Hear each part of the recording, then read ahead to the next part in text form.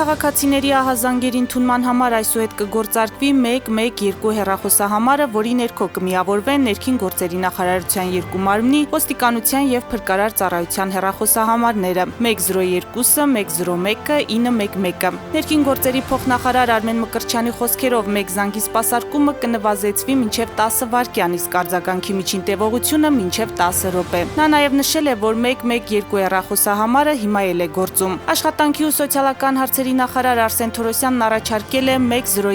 101 և 911 հեռախոսահամարներն առայժմ չհանել, այլ վերահասցեավորել նոր համարին, եթե դրանք պահելը մեծ ծախսեր չի պահանջում։ Թորոսյանը որպես օրինակ է բերել, որ ԱՄՆ-ում 911 հեռախոսահամարն է տարածված և այնտեղից եկած քաղաքացին միգուցե չիմանա 112 համարը։ Մենք դրանք հանելու հստակ ժամկետ չենք նախանշել, մեր պլանն այնպիսին է, որ դրանք հանենք շրջանառությունից, երբ դրանց անհրաժեշտությունը կվերանա, մեկնաբանել է փոխնախարարը։